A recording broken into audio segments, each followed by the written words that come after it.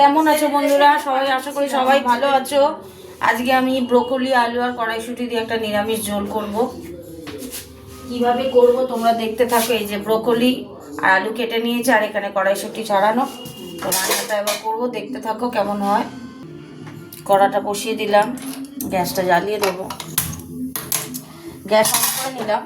প্রথমে আমি ব্রোকলিটা ভাজবো, বুঝেছ? ব্রোকলিটা ভাজবো। কড়াটা গরম হতে থাক। কড়াই তেল দিয়ে দিচ্ছি, একটু ব্রোকলিটা ভাজবো বলে।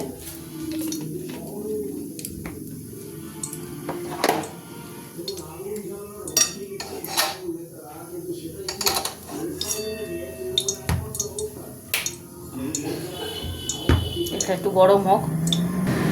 তেল গরম হয়ে গেছে, ব্রোকলিগুলো দিয়ে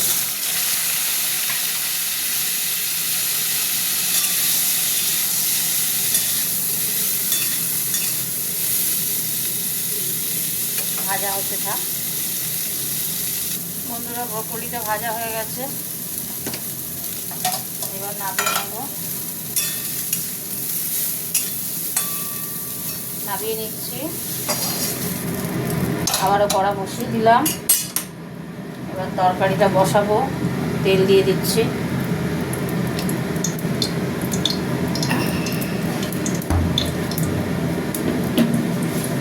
তেলে একটু মিষ্টি দেবো আমি। মিষ্টি দিয়ে দিলাম।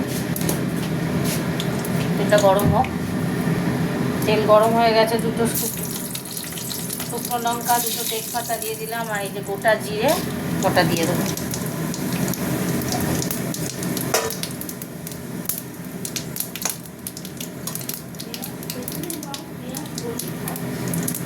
হ্যাঁ, নিয়ে আসলে কি করবো বল? দিয়ে দিলাম।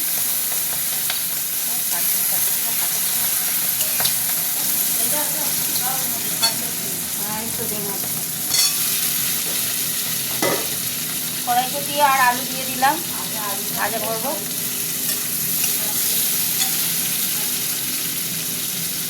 ভাজা ভাজা হতে থাক। এই যে এখানে মশলা, এটা হলো টমেটো পেস্ট করেছি, এটা আদা বা এটা হলুদ গুঁড়ো, এটা ধনে গুঁড়ো, এটা জিরে গুঁড়ো, আর এটা লঙ্কা গুঁড়ো।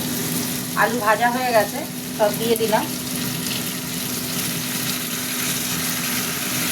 মশলাটা কষবো তো।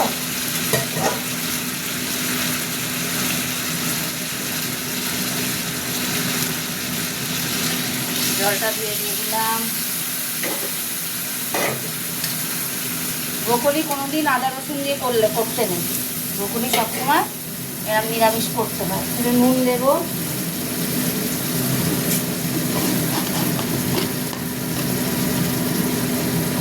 নুন দিয়ে দিলাম।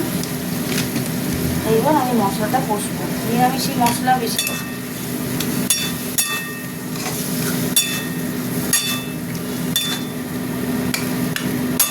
আর একটু জল দেবো, মশলাটা কষবো তো। না, জল দিয়ে কষবো, একটু জল দেবো, এই জন্য জল দিয়ে কষবো। কষা হতে থাক। অনেকটা হয়ে এসে কপিটা দিয়ে কষবো। ব্রোকলিটা দিয়ে দিলাম। ব্রোকলি এবার একটু কষা কষা করবো, তারপরে জল দেবো।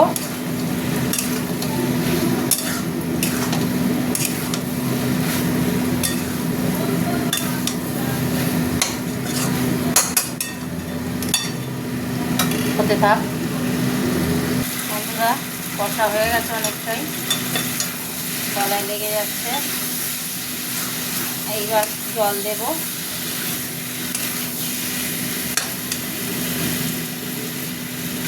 এই অফিস থেকে এসে রাত্রিবেলা রান্না করছি।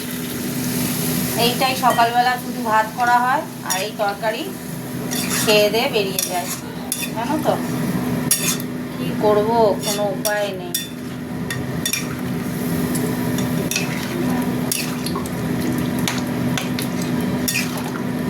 লঙ্কা দিয়ে দিয়েছিলাম, কপির সাথে ছিল কাঁচা লঙ্কা, আর একটা আর দুটো দেবো। আর একটু জল দিই, চাপা দিয়ে দিই, হতে থাক। এখন একটু ওপরে ধনেপাতা ছড়িয়ে দেবো, আবার নামানোর সময় দেবো। এখন একটু ছড়িয়ে দিলাম ধনেপাতা, হতে থাক, আবার নামানোর সময় আবার দেবো।